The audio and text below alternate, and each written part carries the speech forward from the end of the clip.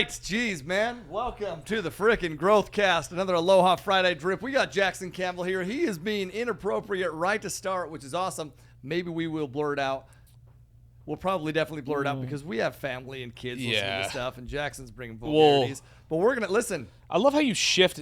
See, last week we talked about perspective, and Tyler's trying to create this perspective that I'm an inappropriate person, and it's just not true. He was saying inappropriate things prior to the... they were funny jokes. I'm going to post They them. were inappropriate. I'm going to get you in trouble. Just kidding. Hey, regardless, welcome to another Aloha Friday episode, man. We're excited to have you guys here and excited to cover part 5 of this framework to taking control of your life. Dude, I'm so excited to talk about this principle today. Do you want to introduce the principle, or do you want me to? I'll just say this, man. Today, with what we're going to go through, which is being proactive, okay? Today, you'll start to understand how to build, like, this foundation that we've been creating. You'll understand how to build off of that foundation to actually start taking control of your life and creating the life that you've decided to own. The life that you've decided to own. I just want that to sink for a second. I don't want to own this life that somebody else has decided for me. I want to decide what that life looks like, and then I want to own that. We've showed you how to identify the life that you want to own. Now it's building off of that foundation to create that be. Yeah, dude. It's exciting. It's going to be an awesome episode. I love the principle proactivity. Yeah. And how it's that starting point for the building process for sure. Totally. Last week, we ended with how to shift your perspective. We're diving right in today, brother. Let's do it, man. Let's get it. For those of you that don't listen to the Growthcast, or you might just be here for the first time, welcome. We drop episodes every day. They're incredible. Listen to them. We've got Dallas Pruitt, does a few at the beginning of the week, Aloha Friday with Tyler, and then back with Dallas again on Saturday. Yes. But I'm excited. I want to dive into this. Just wanted to give a quick schedule rundown. Last week we talked about perspective. Yep. And how to identify those solutions by shifting your perspective and beginning to sell yourself on why challenges are the solution. Yeah. That perspective shift, right? So you kind of alluded we're going to talk about it today, but the first question would be how do we begin to make that transformation from visualization to actualization? Woo! I love that, dude. From visualization to actualization. Crushed it. First, I love that.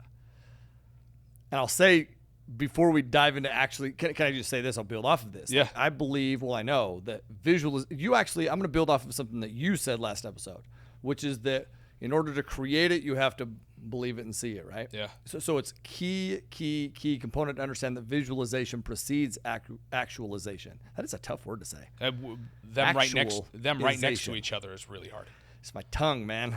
Visualization precedes actualization. I got to really pronunciate it. Yeah. Okay, but listen, that is key because perception plays. The book of the month right now is. I'll take a key out of the book of the month.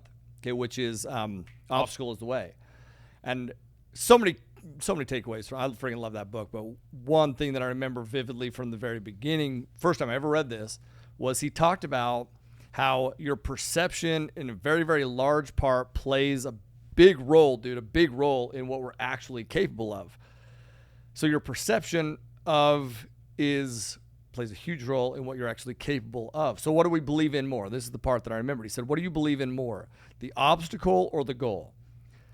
Because whichever one you believe in more, well, that one will prevail. So which one do you believe in more? And if you don't allow yourself to believe, listen to what I'm going to say here because it's critical to everything that we're going to go through. Because if you do not allow yourself to believe, the rest of the steps we're going to go through, they don't matter because nothing will actualize if you don't believe that it will actualize, right? So visualization is the key to creating and creating this belief that you can now go put into, and make reality. In fact, dude, do you mind if I read something real quick? Yeah, absolutely. I wrote this a while ago, okay? The law of belief, the universal law of belief. So it says, you plant grapes in the soil and you'll gather grapes. You plant shit in the same soil and you won't gather shit. Or you'll gather shit, but either way, it's shit, okay? We are gardeners planting seeds, so seeds, thoughts, right, into our subconscious mind. Subconscious mind is the soil all day long. So the beliefs we sow, so shall we reap. So the universal law of belief states that we don't believe what we see, but rather we see what we have already decided to believe. So for example, two people lose their job. One views it as a blessing. The other one views it as a curse. Same event, different belief of what the outcome will be, both will be correct. Listen to this part. Most try to change conditions and circumstances by working with conditions and circumstances. In order to change external conditions, you must change the cause. Belief is the cause. So belief is the cause, right? So the point, and I'll drill this home. I'm at the gym today. And you know, if you're listening to this, who I was at the gym with, this is for you, man. Which is this. I said, man, yeah, can I give you some advice, right? And yes. And I said, I'll give you one bit, right? And I said, well, now, let's be honest, you're super effed up. So there's actually a lot of shit that you need to change. And I laugh, but he doesn't. And I said, oh, actually, that's not the advice. This isn't the advice I was going to give you, but it is absolutely imperative to anything else I'm going to say, which is you actually believe that's true. Like if you were to tell me that, hey, man, you got a lot of shit effed up, so it's going to be a lot, I would laugh at it. But I just said that to you and you believed it. Yeah. That's a problem. And having that conversation with him, he was like, shit.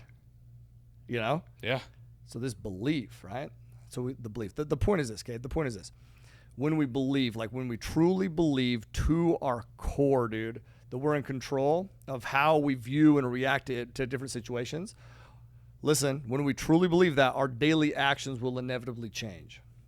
And our daily actions, man, determine our destiny. So mindset is so powerful because it changes our outlook on life. But the reality is it's the daily actions that follow that outlook that will actually change our life. So mindset is powerful because it changes our outlook on life.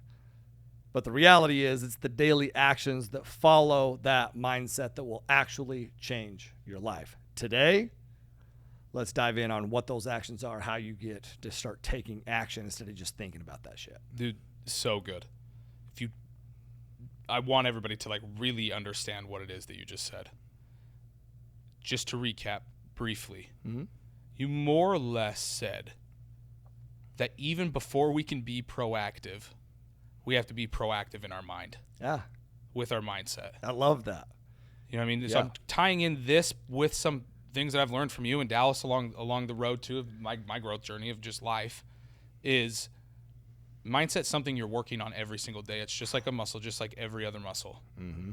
So even before you can be proactive in your actions, what I'm getting from you. Yep. You have to be proactive in your mindset and fertilizing that and strengthening your mindset even before you can take action.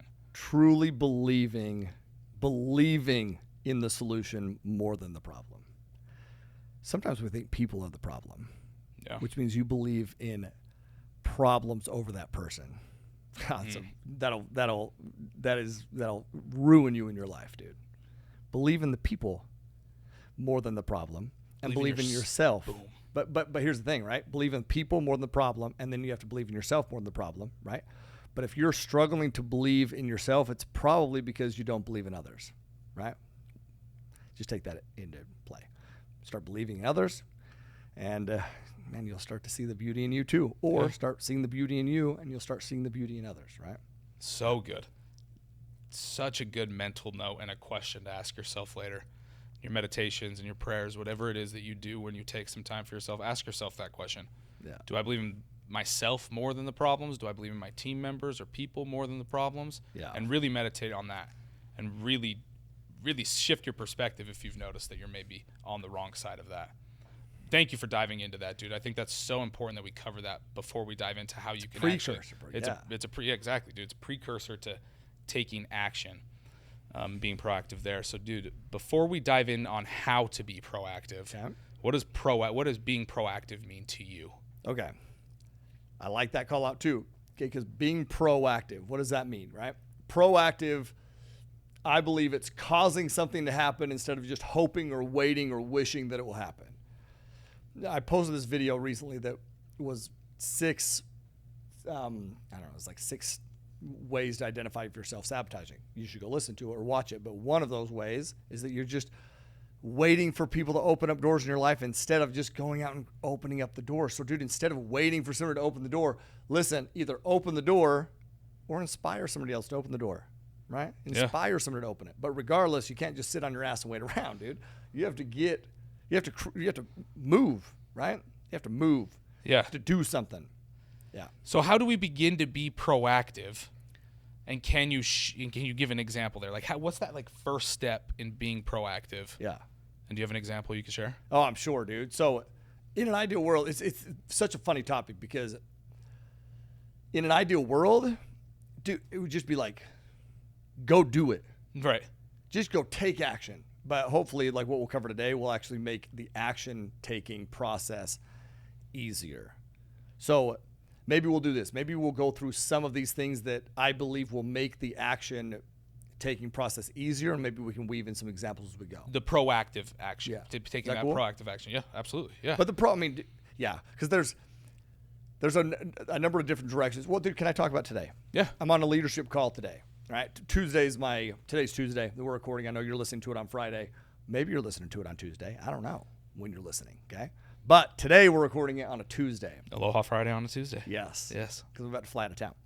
And Tuesday is a big meeting day, right? I have a bunch of meetings. And how I ended the meeting, usually I do CEO insights in the beginning. But I've just had this feeling, which, by the way, man, listen to your feelings. You know, like listen to your gut, I guess I should say, right? Your instincts, for sure. Instincts, there we go. Yep. That I should do it at the end. I didn't know why, but now I know why. And it's because as we were going through this, we were focusing on some problems, right? And I'm almost surprised that we had problems. And it's like, listen, my question continued to be, okay, what's the solution? Okay, what's the solution? Have we thought through the solution? Have we shifted our perspective, right? So it's like step one, literally at every level that you're at, you're going to have problems. You're going to have struggles. You're going to have situations, circumstances, conditions that aren't ideal maybe. Like, it's just going to happen. And at every step of this journey, you're going to have to decide to take control of your life.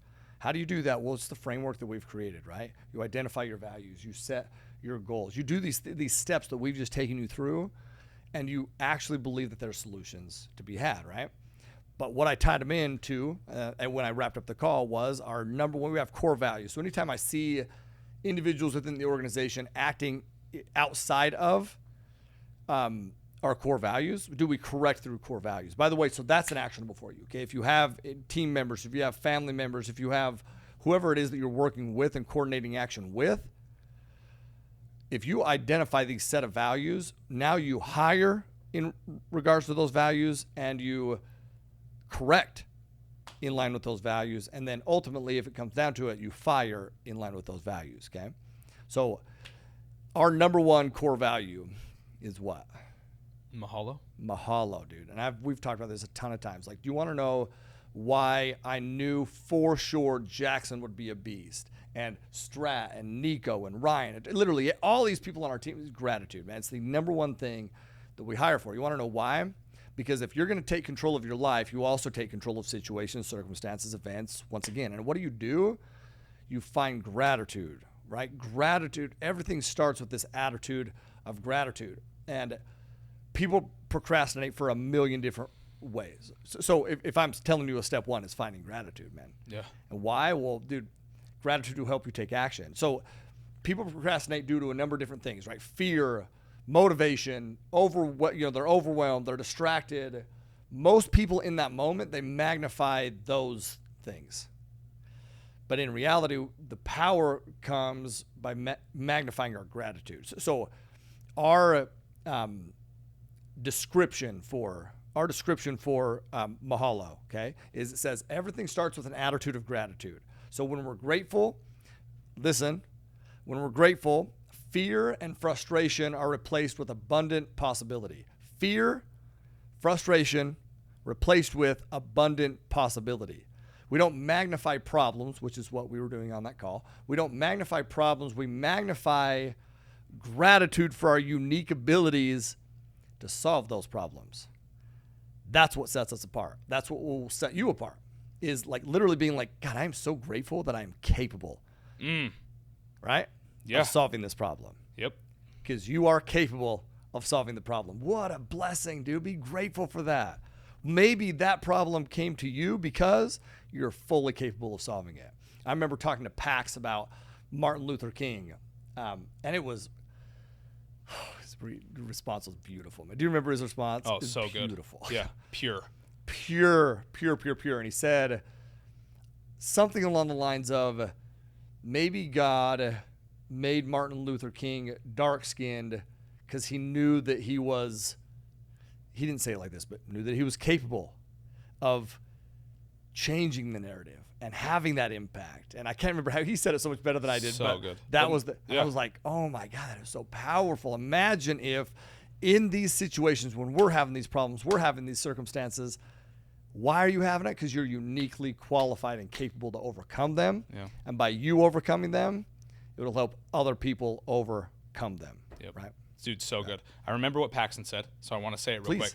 Paxton, in the video, more or less, he said, maybe Martin Luther King had dark skin and went through the things he went through, more or less so I could play with my friends at recess who have the same color skin as him. Yes.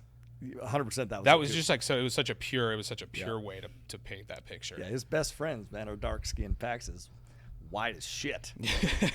No, dude, so it is. Finding gratitude, man, it's so powerful. Key. I could sit here and talk about that and how, like, you've talked about and you've taught, I've heard you teach this principle as that it's a hack to life too. Yeah. Like, if you can find gratitude even in the shittiest moments, when you think things are impossible, that could be the little spark that you need.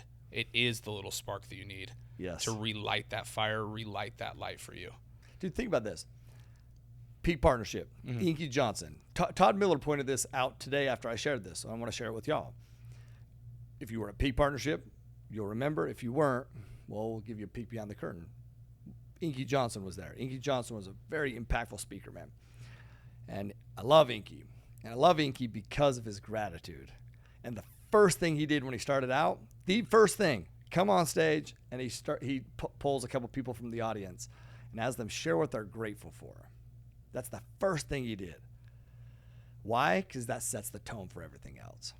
Inky Johnson and he mentioned, I'm grateful every single day for the situation that I'm in, which is he has a paralyzed right arm and hand.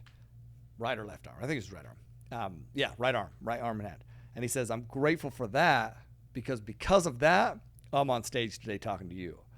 Listen, man, we can find gratitude in anything. And if you find gratitude, now that creates this energy to help you start taking action, right? Okay. Dude, so good. I want to keep harping on this, but we won't. Okay. Because it is such a powerful thing, dude. Okay, so keep breaking that down for me, dude. The next step, I would say, is to identify what has stopped you from taking action. I think this is where very few people, I believe, do this. And they don't want to do this because, well, I don't know why they want to do it. Why they don't want to do it. I don't know. But they don't identify what's stopping them. Like, well, probably because it takes time. Yeah. And maybe a little bit of pride there too. They don't want to admit. Yeah. They don't want to admit what's stopping them. Maybe it's something they don't want to. Yeah. Address. Well, they definitely a lot of times don't take ownership for it, right? Because I had a phone call, another one today, that was. Look at this. I know. Another one today. Once again, won't get into but the details. Well, I won't get into the nitty gritty, but the detail was, I was trying to help this person understand. Well, dude, honestly, this framework, for the most part, dude, is what I was trying to do, which is identify solutions, man, right? But what stopped you from doing that? Because I see that all you're doing is just do blame, not taking ownership for it. So I was like, okay, well, they're not doing that. So if they're not doing that, because it's multiple times that this has happened, why aren't they doing it? How could your approach be better? And I literally was like, have you actually sat down and been like, hey, how could I approach this better? Why aren't they doing this? How could I? Or have you just been like, those mother effers ain't doing it? It's like, and he was like, shit. you know? Yeah. But when we do that, we identify, it's like the monster in the closet, right? The monster in the closet is always so much scarier than the monster in real life. Yeah. Because the monster in real life, you can see, you can retaliate, but the monster in the closet is just, it is a scary thing in your mind, you know? So attack it, address it. You'll hear me talk about this. You've heard me talk about this multiple times throughout the different frameworks, which is like, dude, don't run from whatever the situation, circumstance, challenge. Don't run from it. Don't be blind to it. Address it. Mm-hmm. Literally lay it out. Like spell it out. List it out. And then list out solutions. Then figure out which ones you can control.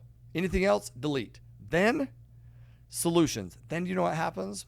Then it's like, it's not as scary because you've actually addressed it. Dude, how many times have you done that exact thing that you're talking about? Yeah. And after you're done, you realize, oh shit, that wasn't that bad. 1,000,000 times. Probably nearly every time. Oh shit. Yes. Yes. You know what I mean? So, but that's because, just to loop back in perspective from the last episode, is because then you can look at that list and you can really take it for what it is, and what that list actually is your next steps on how to get to what you're trying to accomplish. Yep. So it's a good thing. It's actually giving you a blueprint of what you need to do to get what you want. Can I tell you what I just unpacked with what you said there? I believe that's why the devil operates the way he does. So everybody listen to me real quick. You better already be listening. Anyway. Okay. But the devil operates in this, hey man, don't worry. Do whatever you want to do, right? Do whatever you want. Why? Well, because the devil knows that if you truly address things, you will be weaponized to take action. And do you know what the devil's job is? The devil's greatest tool? Stopping you from taking action. Mm-hmm. Think about the devil's greatest tools: doubt, fear, distraction, overwhelm. Why? Because they stop you from taking action, which means, just unpack that, your greatest blessings, your greatest opportunities in this life, your greatest gifts in this life come from taking action. Yep. And so if you can address the things that are stopping you from taking action and move forward and then identify things that can help you, then, dude, you are weaponized, man. I'm going to give one book reference, which is Outwitting the Devil by Napoleon Hill. If you have not read that book, you will read that book and understand where I pull so much of where I pull, because it has had a huge impact on my life. Yeah. Yeah. Dude, a quote that I love that just goes right along with that is, the adversary doesn't make good men and women do bad things. It makes good men and women pause. Oof. And wait. And do nothing. Gosh, damn, dude. So it's not that, that's a big thing about whether you believe in the devil, bad energy, whatever it is that you believe in, dude. It's not trying to make you do bad things. It's trying to make you do nothing, dude. Because by doing nothing, you become nothing. Yes. Right. Nothing will actually, bro. That's huge. That's you just stay where you're at. Yeah. That's awesome. God, that's money, bro. So it's just a good reminder, dude. It's just a good reminder that, like, when you want to wait and when you want to do nothing, you know that, like, that's not the way that you need to roll. No. It's the opposite. Yep. Okay. And then so what's begin to begin, dude. Okay. Just begin to begin. Start small. Listen. Start small, focus on consistency. Consistency is the shortcut, right? I'll tie it into working out. Or, dude, even the multifamily business. It's like, if I would have known any business that I've started, like, we'll do this, the multifamily business, the investment business, if I would have known how hard it was, the challenges that I was going to see, that I would have never done it. Not because it's not worth it, but it's because I would have been terrified because I wasn't at that point yet. So many times we begin, but we try to tackle off, like, take down this huge chunk. Dude, just start with something small, right? You're trying to create a habit of action. We call them starter steps. And you know, a starter step is as simple as you're going to go run. Well, setting your gym clothes out in the morning and your gym shoes. And then you do these, you start small, man. Instead of running 5 miles day one, okay, cool, man, walk to the mailbox. I don't know, it depends on but walk to the mailbox, run to the mailbox, then go a little bit farther, then a little bit farther. It's like start small and focus on the consistency of the actions, right? Success is people are obsessed with events because they think that success, I see this in our program all the time. They think that success is this once in a lifetime big, change, if you will. Yeah. It's not, dude. You become successful. Because what will happen when they think that, they will skip these small little steps because they're small, they're little, they ain't important. When the big shit comes, I'll be freaking ready. No. Success comes and is maintained. So success is achieved and maintained, not just achieved and then lost, achieved and maintained through transformation. And transformation happens through daily repeatable tasks, right? Not once in a lifetime transformations, but you transform over daily small actions, consistent habits. So these slight changes, right? And what's crazy, here's where it's slippery, right? Because you have this slight change. Sorry, excuse me. Well, I'll say this. A slight change plus consistency. So consistently making slight changes will equal massive results.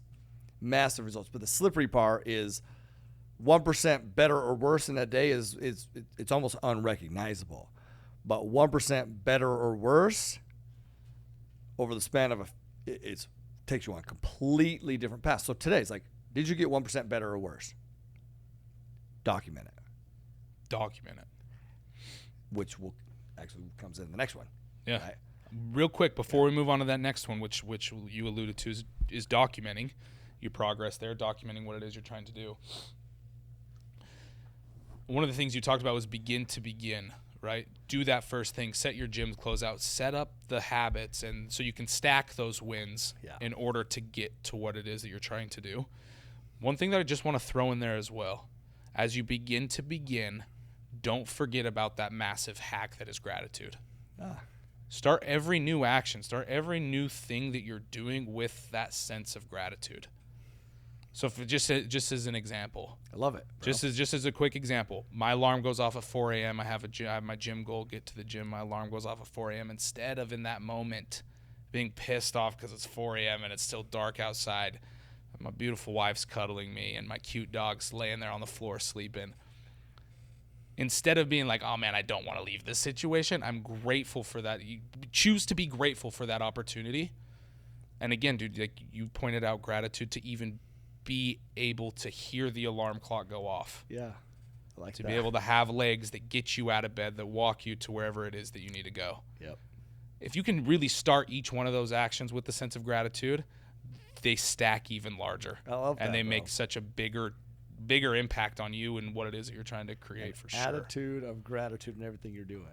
Every step along the way. And you could even take it one step, even building on it. What if you were just like, if you mentioned being in bed with, what if you're like, man, I'm so grateful that I just had the opportunity to spend all night with her in bed. Yeah. Gah. Or him in bed or whoever, right? Yeah, yeah. That's awesome. Gah. Or I'm so grateful that I have a bed, man. Yeah. Woo. Sick. Yeah. The bed is comfy, or a pillow, or whatever. Right. And then you shift. Now I can do it. Right. Yeah. It's like, it makes it so much easier. Yeah. I love that. It's so much easier to find that action and do that stuff you don't want to do. Yeah. When you realize, damn, I'm grateful that I can do these things. Right, dude. You're capable. Yeah. This is happy. This is my life. It's amazing. And then that's actually where the tracking and so the next one I would say is track and celebrate. So track your progress and celebrate your progress, and that's the celebrating is the gratitude aspect of it. Like, God, you did it. Yeah. So many people.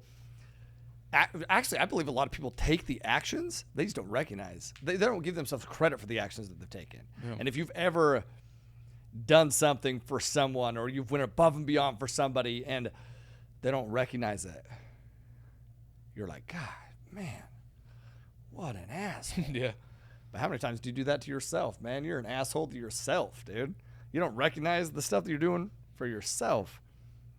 Recognize it, man. Tracking progress fuels your determination, but it also fuels better choices. Because you think about this, if you're tracking it, you have real life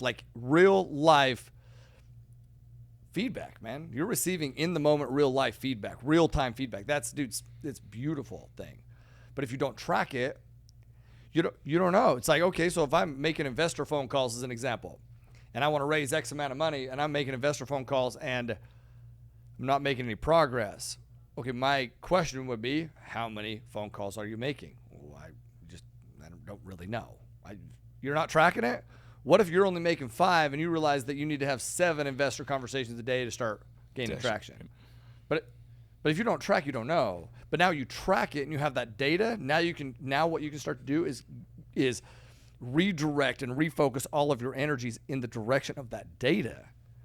Right? Yep. And now you can compound your success even more. So track the progress, celebrate the progress, celebrate it, pat yourself on the freaking back. You wake up at 4:15. God, man, I'm that that dude. I'm I'm that person, Or tracking wins throughout the day in the journal. Man, I only swore 3 times on the Growthcast. Great freaking job, T. Like shit, just like track them and celebrate them. Habits are created, which if you look at that, you want the habit of taking action, right? Right. Because then it becomes easy, dude. It becomes easier, okay? But habits are created by positive reinforcement, not negative. Right. Let that sink, though. Because how many of you will beat yourself up if you don't honor self-promises, but you give yourself no credit when you do? Your subconscious will be like, I ain't doing it, dude. Yeah. Celebrate me, and then I will continue, right? Yeah. There's even some like science behind that as well. Then your body starts wanting you to do the bad things because that's the only reaction it's getting from you. Say it again. Because if you're only focusing on being hard on yourself, then that's all. Then you get in the habit, and your brain starts getting in the habit of doing that, and then that's all you do, even subconsciously. Yep. And your brain starts like even craving that negativity, bro, because it's used to it. Do you want to know where I learned? That's so big what you just said. Where I learned that was when we first got Ziggy, our little bulldog, and we were training Ziggy. Yeah. We're trying to train Ziggy. We don't know what the fuck we're doing. It ain't working. So we hire a trainer. And I remember getting so much shit from my family, like, you're hiring a trainer for your... I'm like, yes. We can't figure absolutely. it out. Yeah. And do you know what he did? He didn't train Ziggy. He trained us. Yeah. He's like, you know what Ziggy wants? Attention. Do you know what your mind wants? Attention. So it's going to hack you and get the attention any way that it is. So if you're going to get your kids are the same way. If the only way that they get attention is by being little shits, they'll be little shits because they want your attention. That's your dog. That's your kids. That's yourself. Right? It's when I learned that, dude. And I was like, gosh, damn it, dude. That's a powerful thing to understand. It is. So you look at that. Where are you giving yourself the attention? I believe it's a hack, a huge hack. Yeah. It's just like if any of you who went through our 4-week foundational course, it was part of our coaching curriculum. I talk about it regularly. Celebrate, pat yourself on the back, recognize what you're doing, what the work you're putting in, the things you're doing. And when you do that, if you really do that, dude, it'll change you. It will. Yeah. It will, and you'll be so much more intentional about the actions that you're taking during the day as well. Yeah. Well, this is what I did. My last little bit on tracking and celebrating your progress is when you do that. Another piece to that is you can make sure you're doing the things you need to be doing in your day in and day out to get you to your goal or whatever it is you're trying to accomplish. I know this from experience, dude. When I first moved out here, what were my hours like here in the office? Crazy hours, dude. Yep. We were getting here so early, staying so late. Yep. And there would be days where I would leave after doing a 15-hour day where I would ask myself, what did I just do with that 15 hours? What did I just even do? Yep. Because it's so busy and there's so many going on. So anybody in that, it's so relatable because I know entrepreneurs are all over the place all the time trying to do so many different things, have their hands in so many different pies that there's days, I'm sure that I'm not the only one, where you end the day where you're just like, well, shit. Yep. What did I just do all day?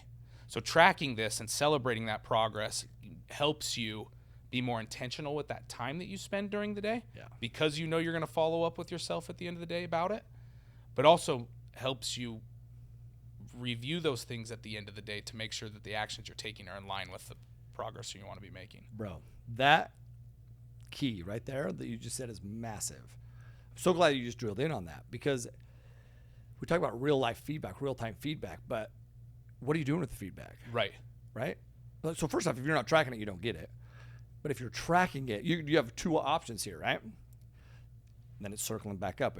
So your options are, oh my God, I'm such a douchebag. I'm such an idiot. I'm such a dick. I didn't get shit done. I was like wasted. It's like, I'm not moving the needle. You're overwhelmed, dude. Right. People think that they're unmotivated. They're not, dude. They're uncertain. And they're uncertain because they're not tracking what they're doing and then adjusting as necessary, right? You have to adjust as necessary.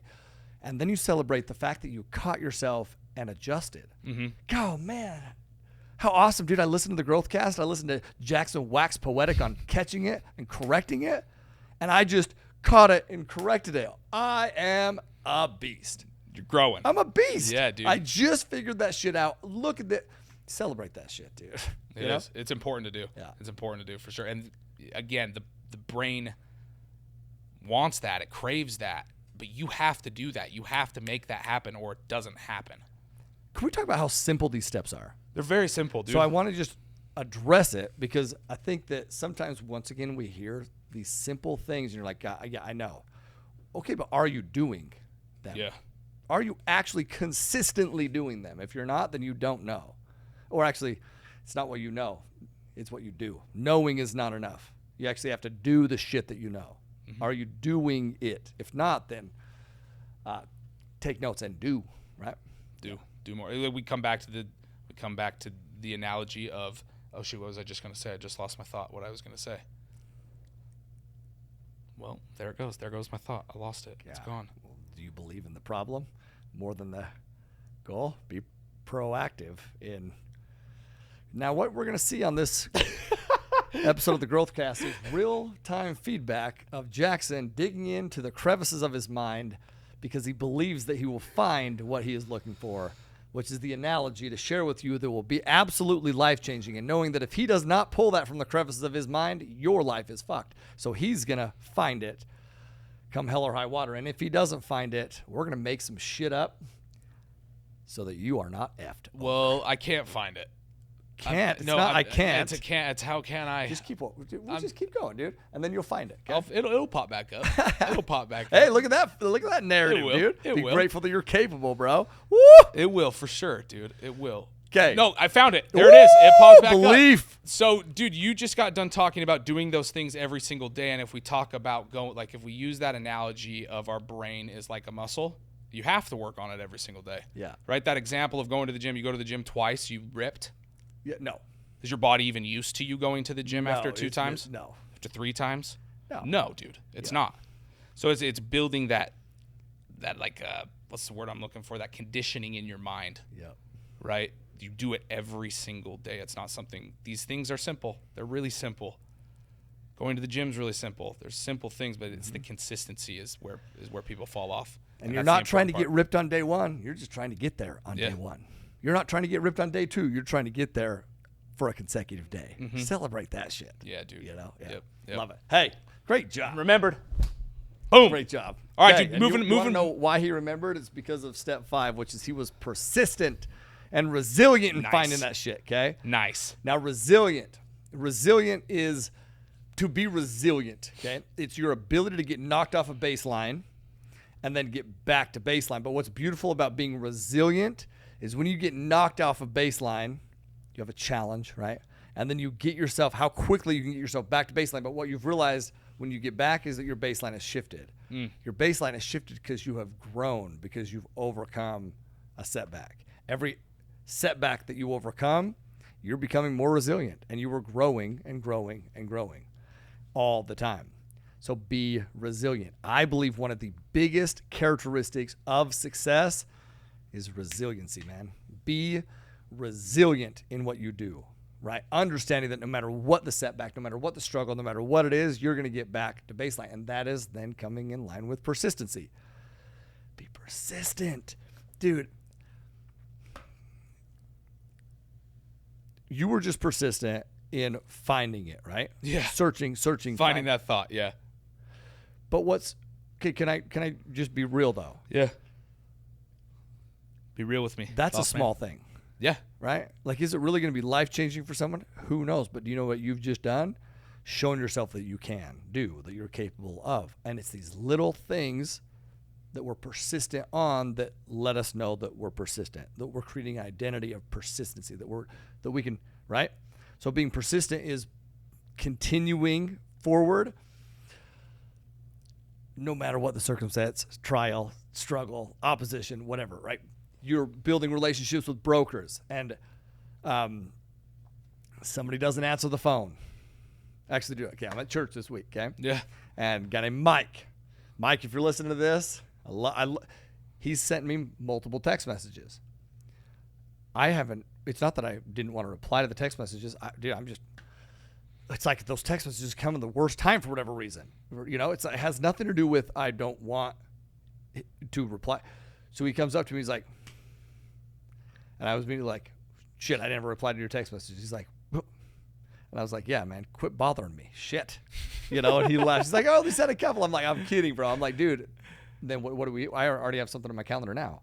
Because he was persistent, right? Now, sometimes you have to be aware too. Like, I just want to be clear. Just be aware, right? But persistent. More opportunities are lost due to follow-up and being persistent than anything. We have, shout out to Greg. Greg on our investor relations team. He sent me his recording to review and to then like give feedback on of a phone call, which by the way is so awesome, dude, that he would do that. And I took a bunch of notes on feedback, listened to the whole thing, and then I forgot to send it. But he never sent another message. So when I saw him in Orlando, I was like, hey, I love that you sent me that. I forgot that I didn't send it, by the way. I'm like, I love that you sent me your recording, bro. That was awesome. He's like, well, yeah, but did you have any feedback? I was like, shit tons. Did you not get it? No. Well, it's because I did not send. Forget to hit send. My bad. Happens. Right? Has nothing to do with me not wanting to give feedback. Yeah. But the persistency, right? Very rarely are people going to just come and be like, hey, by the way, just be persistent in what you're pursuing and doing, right? Dude, anything worth pursuing and doing also is going to take resilience and persistency. Mm-hmm. If it's easy, it's not even worth, like in my this is my opinion. But if it's easy, dude, like you don't need any of these other steps, if I'm being honest with you. Yeah, sure, if it's an easy thing that you're just trying to take care of or whatever, you don't need any of this other stuff, dude. But if it's worth doing, if it's going to be hard. If you have to deploy resilience and persistence, it's worth doing. What does it do when you are persistent and you are resilient? It amplifies your belief. Mm-hmm. It amplifies your belief. It amplifies your identity, man. So quit trying to prove yourself to other people and just start to be persistent in proving yourself to yourself. That you'll continue through. That you'll continue to look for different solutions. Coming back up to what's identifying us sometimes, number 2 or whatever, where it was identify what's truly holding you back. Because I'm going to give you this stumbling block, this pitfall that some people can fall into.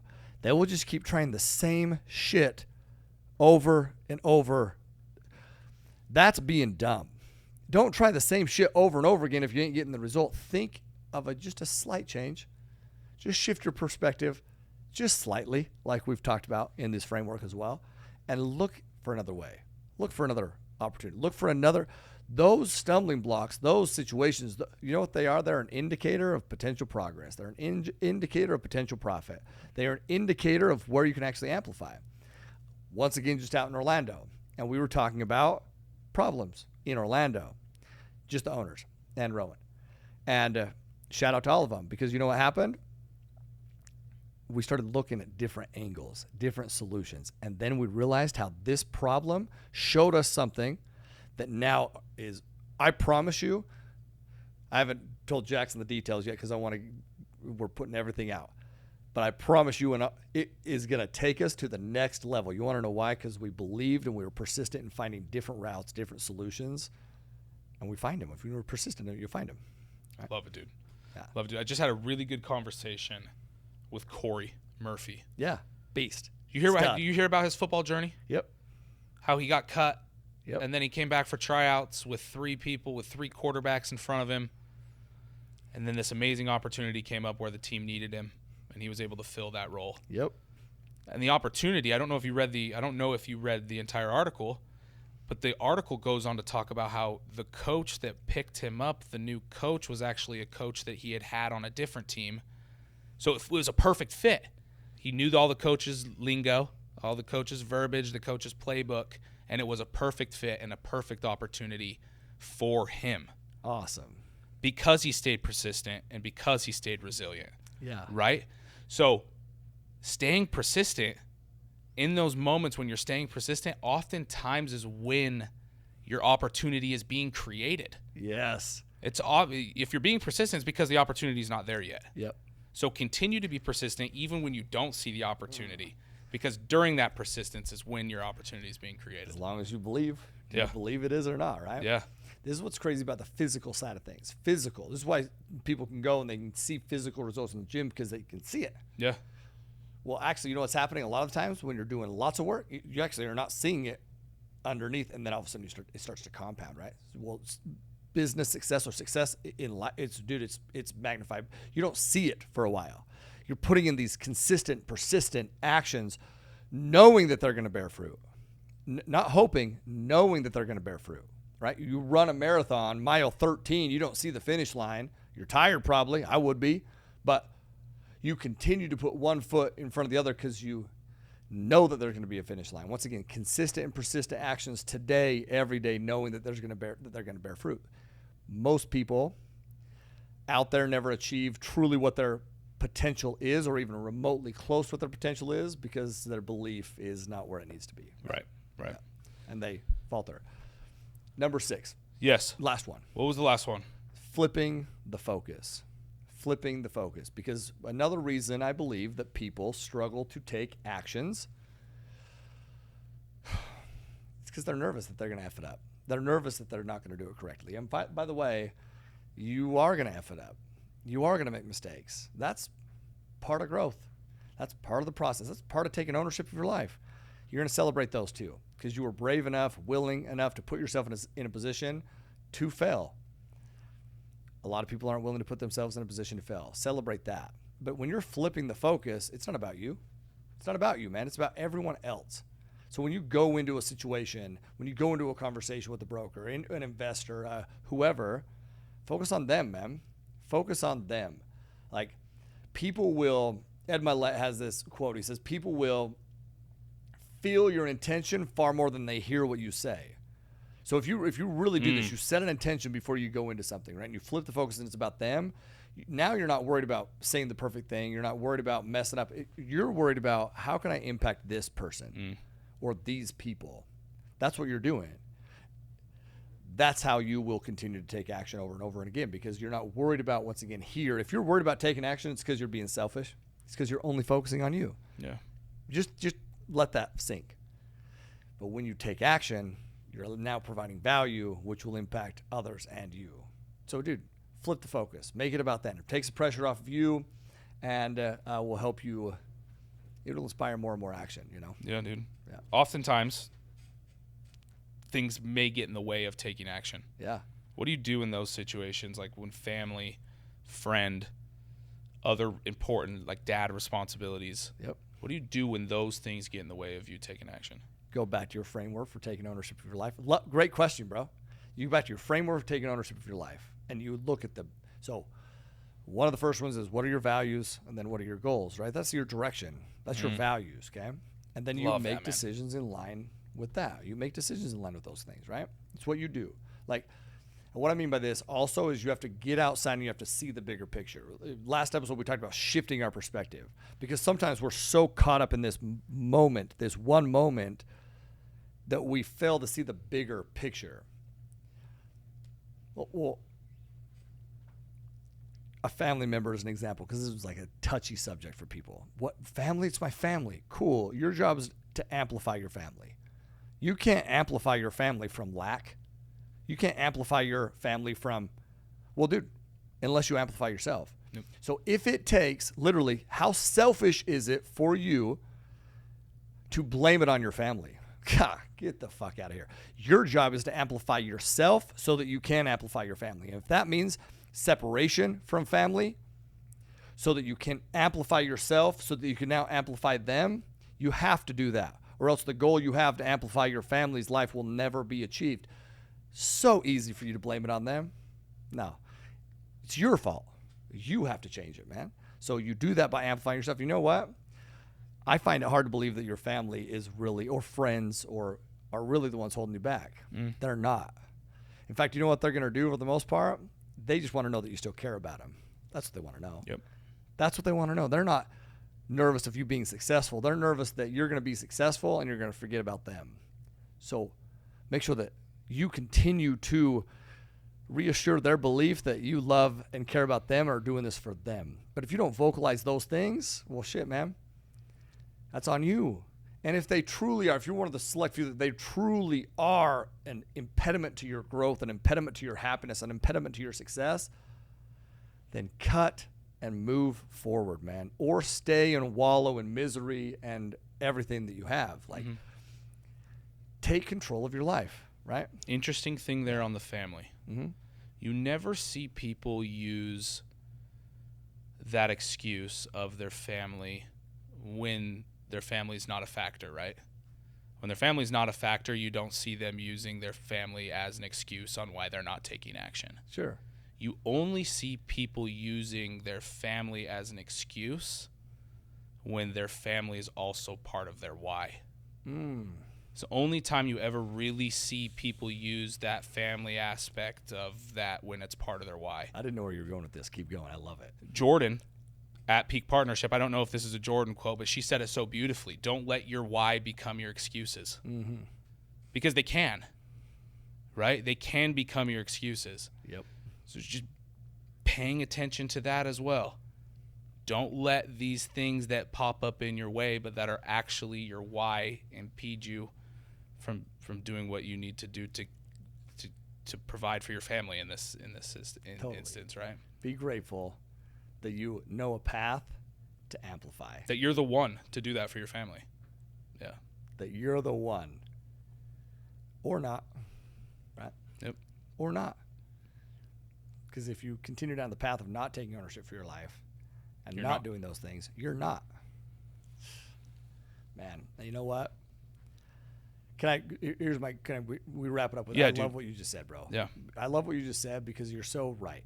It's like, it is so true. That why only becomes it only becomes a stumbling block if it's part of your why. It's crazy, right? Yeah. Like, man, that is a slippery slope. The same thing that you want to accomplish is the same thing that's holding you back. Shit. Okay, so what do? You go back up, you find gratitude. Then you figure out what's holding you back. And you continue on the process that we just walked you through to actually be proactive in changing your life, dude. Listen, to all you out here who are listening,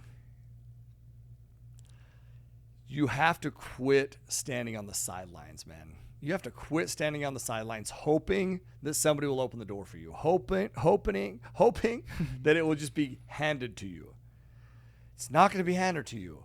It's not going to be handed to you. You have to insert yourself into the game. You have to decide that you're going to take control of the narrative and be proactive in doing exactly that.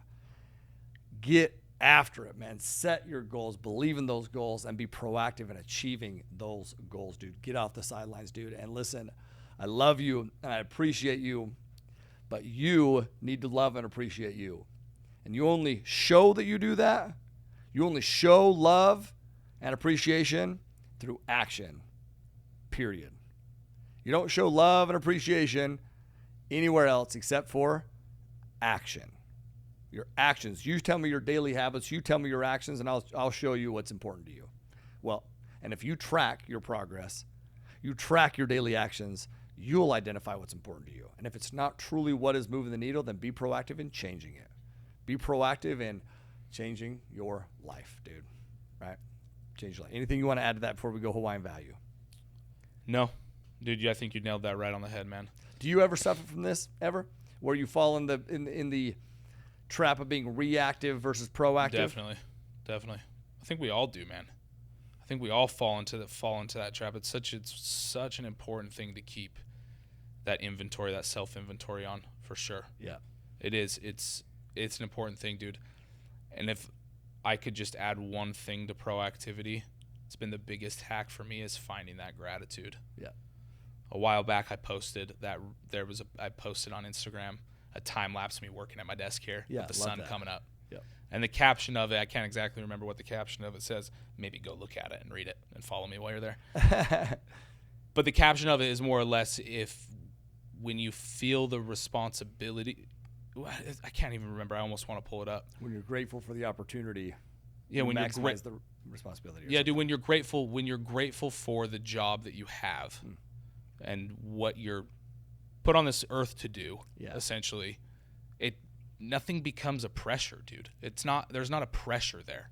Because it's coming from a place of gratitude, it feels like a responsibility. Yeah. It doesn't feel like you have another option. Yes. You know? A privilege. Yes, a privilege. Yeah, man. Yeah. Love it. So just be grateful. Be Love it, grateful, dude. especially in those moments for sure. Okay. Love that, dude. Hawaiian value is pa'ahana. Pa'ahana. Crushed it. Me saying you crushed it like I know, like I'm a Hawaiian. I love it every time dude. I just look at Jade. He's like, crushed it, nailed Crushed it. it, dude. I'm just the ultimate cheerleader over here, bro. Nailed it. Pa'ahana means industrious, busy, hardworking. Okay? To be pa'ahana is to always encourage and be encouraged, man, through every aspect of your life. It'll also create this sense of accomplishment and fulfillment in the long term. Okay, now, ho'ohana. Ho'ohana, another spin, is do meaningful work. Do meaningful work. Let me just hold. Ohana. O, eternal work. O, eternal work. Man, we are doing an eternal work. Just understand like what you're doing, these things that you're being proactive on, these actions that you're taking. To start enjoying them, man. Have fun. If I was going to add one more, have fun, dude. Enjoy the process, right? Which comes back into the gratitude, man. Just circle it back up, dude. It comes into the gratitude. Enjoy it. You're doing meaningful shit to move towards meaningful shit while experiencing meaningful shit. Enjoy it. Love it. Know that you're in control of it. And be proactive in motherfucking creating it. I love you. I appreciate y'all. Hey, tune in for the next one and live always with proactive aloha. Peace.